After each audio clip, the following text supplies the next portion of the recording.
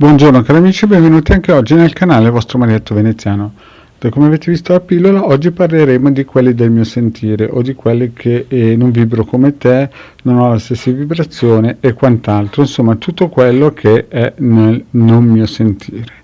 Perché? Perché il vostro Marietto nei vari anni in cui ha predicato e divulgato le varie informazioni vibrazionali, cabalistiche e esoteriche, sempre gratuitamente chiaramente, ha incontrato tanti di questi soggetti che dopo un po' che seguivano il vostro Marietto a un certo punto si svegliavano un giorno e dicevano il mio sentire non è come il tuo e via. Ora, però, prima di iniziare questa micropillola, il vostro Marietto Veneziano vi chiede di iscrivervi al canale di Degara Marietto Veneziano, di venirci a trovare nei nostri gruppi Facebook e Telegram, dove lunedì sera il Degara Marietto Veneziano coadiuvati da Milas tengono un percorso esoterico gratuito. Bene, iniziamo un po' a parlare un po' di questo il mio sentire non è come il tuo. Allora, però il discorso io lo prendo un po' da distante, lo prendo più o meno un discorso che può partire 53 anni fa. Allora avevo 5 anni ed eravamo a Varese in una stanzetta al terzo piano, io ero seduto su una sedia e c'era il capitano degli Alpini di Torino e il mio babbo. Eravamo lì e il capitano degli Alpini di Torino e il mio babbo mi facevano vedere un po' cosa sarebbe successo nel futuro.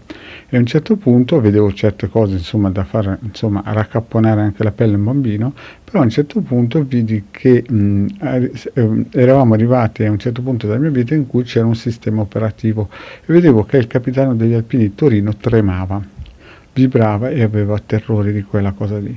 Sicuramente io avevo visto cose molto più tremende in quel periodo lì in cui ero in quella stanza, però non riuscivo a capire come mai il capitano degli Alpini tremasse di fronte a un sistema operativo che stava dentro un computer.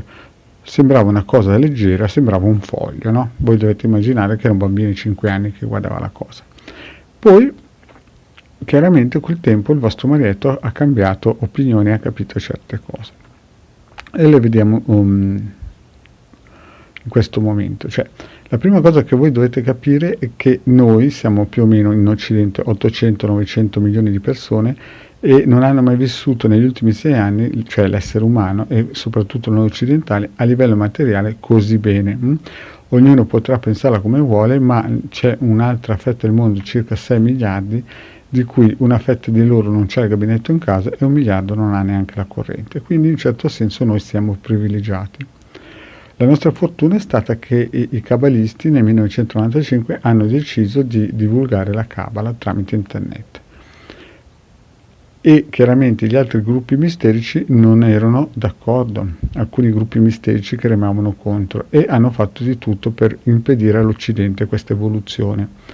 La nostra fortuna, diciamo, è stata che l'Unione Sovietica ha avuto un guasto a una centrale nucleare e di conseguenza hanno avuto dei grandi danni e disturbi in quella nazione e di riflesso e il blocco sovietico, diciamo che dopo la chiusura di quella centrale è crollato.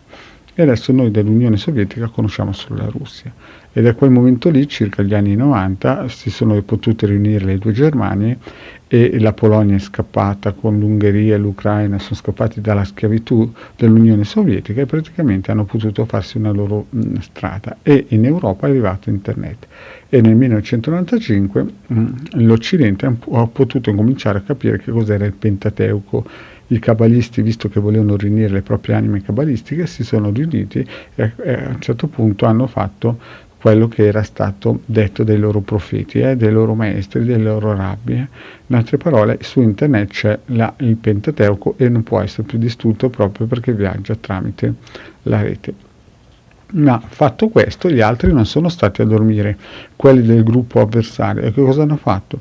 Hanno detto, ok, i cabalisti ci riusciranno a sfuggire, ma i nostri li spolpiamo bene, e hanno messo dentro delle ancore vibrazionali nei vari sistemi operativi con dei simboli saturniani, e quando le persone li guardano questi simboli si ancorano nei corpi sottili tramite subconscio e inconscio e da lì non vengono più scardinati. Quindi il concetto è molto semplice: c'è una fetta di popolazione che è ignara e viene totalmente, in un certo senso, fagocitata ogni santo giorno con questi sistemi operativi e questi browse. Quindi quando una persona ogni giorno col proprio mouse va a cliccare sopra queste icone, praticamente questi simboli entrano nel subconscio, e se quella persona non ha delle protezioni vibrazionali, radioniche o operazioni di alta magia protettiva magiche, chiaramente quando lascerà questo corpo e andrà in buca, praticamente, come diceva Paladino, scenderanno nel basso astrale e saranno schiavi dei maghi neri, e cioè di quei gruppi misterici che non sono cabalisti. Quindi quando una persona viene da me e mi dice, magari dopo mesi che segue il canale Marietto Veneziano, o anche anni fa quando ero nei nostri gruppi misterici, il mio sentire non è come il tuo, allora prima di tutto il Marietto parla di cose vecchie di 6.000 anni. Chiaramente non è per anime giovani, quelle anime giovani si dovranno fare tutto il loro curriculum vitae, e soprattutto non sono sicuramente cabalisti. Quindi quando una persona mi viene a dire certe cose, non è per il Marietto ve l'ha sempre detto, il canale Marietto per anime antiche che vogliono seguire e andare e ritornare con la propria anima gemella alla Ket. Tutto il resto, cari amici, lo lascio in mano a questi bros che hanno questi simbolini che catturano i corpi sottili delle persone.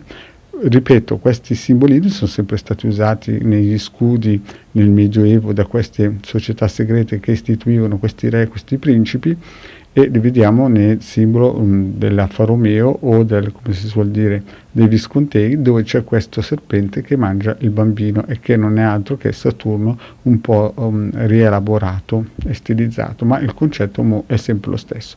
Quando si guardano questi simboli, questi scudi, questi circuiti radionici negativi, si può dire, catturano il subconscio e l'inconscio delle persone, e chiaramente quando la persona lascerà questo stato vibrazionale, praticamente sarà ancorato a questi ganci, e naturalmente se Saturno è un attimino bassicino, diciamo che in alto non ci vanno e vanno giù di sotto. Quindi, cari amici, chiunque non abbia il sentire del Marietto Veneziano, chiaramente non è per il Marietto Veneziano predica solamente per le anime antiche, quelle che a un certo punto dovranno fare quello salto, ritornare alla Ket. Per gli altri purtroppo, come quando io dicevo a mio papà ma non possiamo aiutare, e il mio babbo mi diceva è Dio che li fa così. Bene, cari amici, spero che possiate sempre seguire il canale vostro Marietto, vi consiglio di iscrivervi al canale di De Gara Marietto Veneziano e di venirci a trovare nei nostri gruppi Facebook. Grazie cari amici, alla prossima, ciao!